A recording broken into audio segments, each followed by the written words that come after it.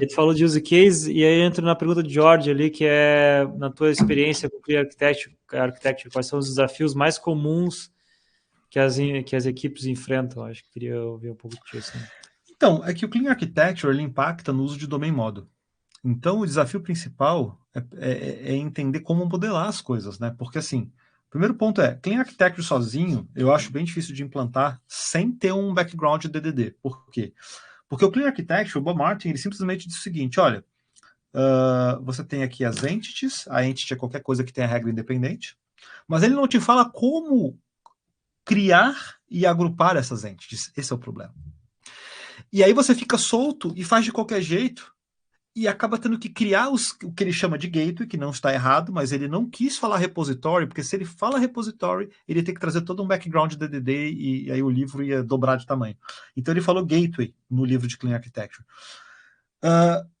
E uma coisa eu afirmo para vocês, se você seguir o que está no Clean Architecture, nesse sentido, não vai fechar a conta. Por quê? Porque você vai ter uma tendência a ter um para um entre entidade e gateway e tabela do banco. E você vai acabar caindo meio que sabe, numa anemia, porque você não vai conseguir criar clusters consistentes. Então, para mim, só o Clean Architecture, ele é uma arquitetura hexagonal, como a gente viu, que você separa o driver, separa os recursos. Até aí tá show, é arquitetura hexagonal. O que o Bob trouxe a mais? Ah, mas aí eu oriento a use case. Ok. Então, ao invés de fazer um service com um monte de coisa, você orienta a use case, você ganha um pouco aí no respeito ao Single Responsibility Principle, fechou essa parte, legal. Mas quando chega no domain, que é o que o DDD estuda no nível tático, para mim ele peca porque ele escreveu 3 páginas e deixou você pensar o resto. O que seria o certo ali? Conseguir identificar. Primeiro, se não fizer uma modelagem estratégica, não vai dar certo também. Falta essa parte. Quando você chega lá na hora da construção do domain model, se você não tiver essa noção do que é value object, o que é entidade, você já vai se perder um pouco.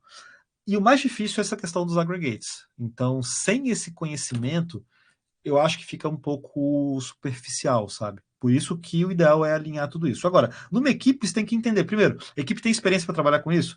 O domínio requer isso? Se sim, minha Exato. sugestão, começa com a arquitetura hexagonal, faz hexagonal, faz bem feitinho hexagonal, investe dependência, faz tudo certinho. Começa a criar alguns value objects, vai criando os value objects, vai entendendo como é que você vai preservando a invariância, até que você consegue ter os teus aggregates, os teus clusters, aí você vira a chave e está no domain model. Mas vai um tempinho, É, tá? legal.